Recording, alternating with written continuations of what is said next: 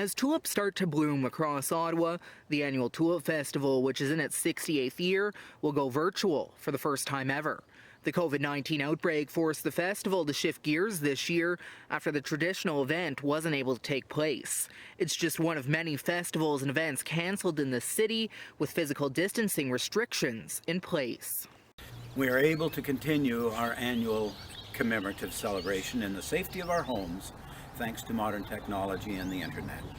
We ask that you join us each day from May 8th through May 18th on our Tulip TV YouTube channel for fresh and innovative entertainment and programming.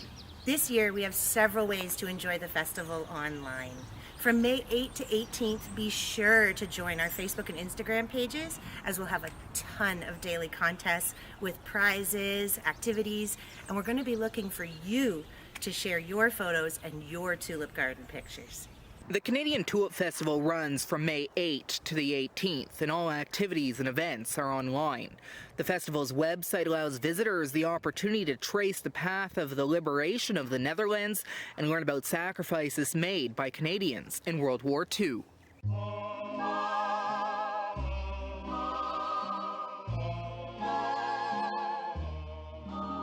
The first official Tulip Festival was held in 1953, but the city started receiving bulbs from the Dutch royal family in 1945.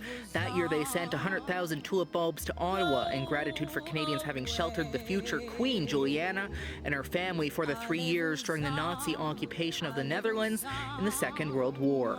The most noteworthy event during their time in Canada was the birth of Princess Marguerite at the Ottawa Civic Hospital in 1943.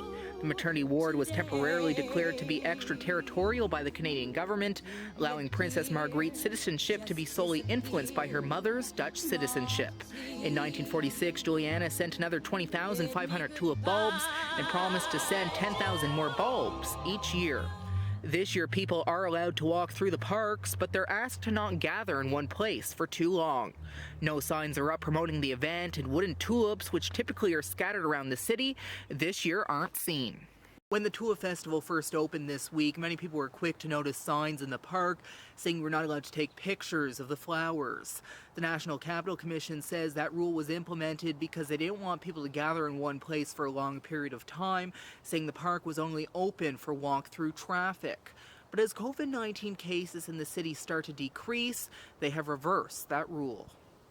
During a press conference on Friday, Mayor Jim Watson said he couldn't see the reasoning behind this decision in the first place.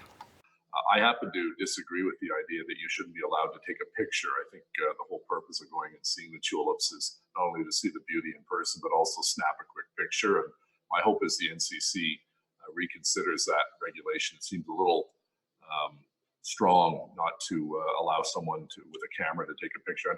On Saturday morning, the National Capital Commission said the signs would be coming down.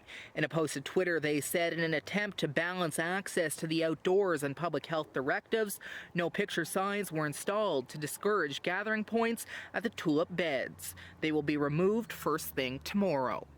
As the tulips start to bloom and the weather starts to get warmer, concern is growing for how many people will go out to see the tulip beds across Ottawa. This Victoria Day long weekend saw hundreds venture out to see the tulips bloom, many of them not practicing physical distancing. Senack, TVYN News, Ottawa.